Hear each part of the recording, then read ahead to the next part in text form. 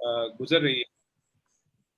Party आंदोलन की जब हम बात करते हैं तो वो इसलिए बहुत ज़्यादा ज़रूरी हो जाता है क्योंकि ये एक बहुत क्रिटिकल फेज़ है। अगर इस वक्त आरटीआई कानून जो है उसको अगर बचाने के लिए प्रयास नहीं किए गए तो धीरे-धीरे आपने देखा है कि मतलब एक उदासीन माहौल तो पहले से ही बन गया है गवर्नमेंट सरकारी कार्यालयों में आरटीआई प्रकरण के निराकरण को लेकर के।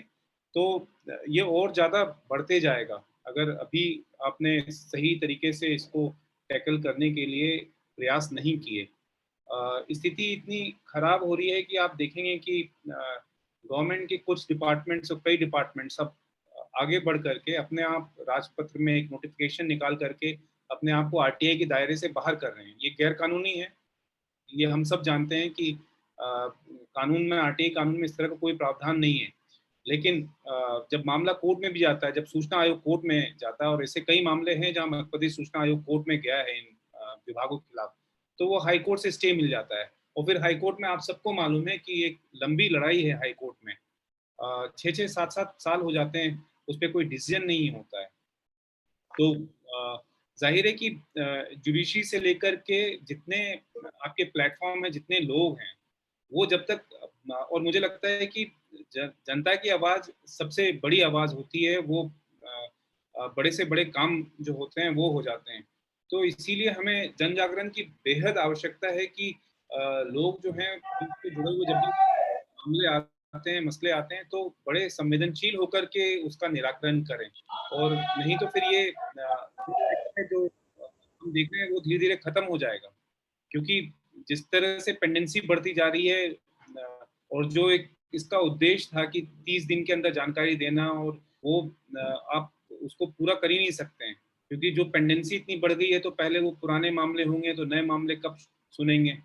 तो इसीलिए मेरा कहना है कि और दूसरी तरफ से उल्टा एक और जैसे अभी मैं दिल्ली का एक मामला देख रहा था, दिल्ली में वहाँ के डीएम ने लिख कर के दे दिया उस विभाग में जो सुप्रीम कोर्ट का एक निर्णय आया था गुजरात हाई कोर्ट का मामला जो गया था कॉपिंग रूल्स को लेकर के, उन्होंने उस रूल को कोट करते हुए, उस कानून को कोट करते हुए कि कोर्ट में प्रावधान है कि हम जानकारी नहीं देंगे, हमारे कॉपिंग के रूल से, आप कॉपिंग के रूल से लेंगे, अगर आप थर्ड पार्टी है तो उसी से लेंगे। तो वैसा ही अब प्रशासन जो है वो अपने स्थानीय स्तर पर उसको कोट करके जानकारी देने से मना कर रहे हैं। ये इलीगल है, गैर कानूनी, लेकिन ये अब ट्रेंड सा शुरू हो गया है, इसको रोकना जरूरी होगा क्योंकि उसमें फिर अब मामला अगर डिस्प्यूट में जाएगा तो हाई कोर्ट जाएगा और हाई कोर्ट जाएगा तो आपको मालूम है कि फिर वही लंबी लड़ाई है। तो इसीलिए मुझे लग रहा है कि इसमें जन जागरण और इसको बचाने के लिए आरटीआई एक्ट प्रभावी ढंग से काम कर सके।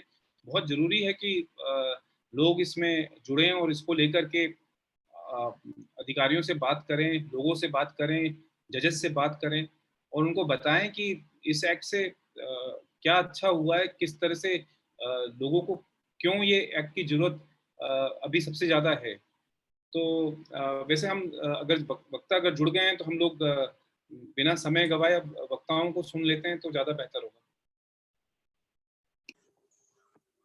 वक्ता भी मुझे लगता है कि थोड़ा 10-15 मिनट उन्हें टाइम लगेगा जुड़ने के लिए, तब तक हम प्रारंभ करेंगे। और हमारे बीच में सर और यदि कुछ जोड़ना है तो कृपया आपका स्वागत है और बात करते रहते हैं। फिर हम वीरेश वेल्लूर सर को इनवाइट करते हैं। मेरा बस यही कहना था और मैं तो इसको ओपन प्लेटफॉर्म पे लेकर आ रहा हूँ, तो इसमें जितने लोग हैं मैं उनको इनवाइट करूंगा कि वो अपनी राय रखें। देवेंद्र अग्रवाल जी हो गए, आत्मदीप साहब हो गए और जितने हमारे हैं लोग, तो जो ये मेरे सामने मुझे तो इतना समझ में आया है कि अभी फिलहाल बहुत ही मतलब हम लोग बहुत क्रिटिकल फेज से गुजर रहे हैं आरटीआई को लेकर के। तो आप लोग अपनी राय यहाँ पे रखें तो हम लोग ज्यादा बेहतर समझ पाएंगे।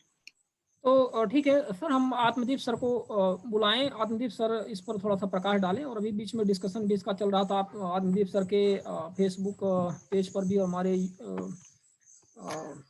आरटीआई ग्रुप में भी तो आपने काफ़ी महत्वपूर्ण कमेंट आपने डाले थे। तो आत्मदीप सर कृपया प्रकाश डालें टॉपिक पर।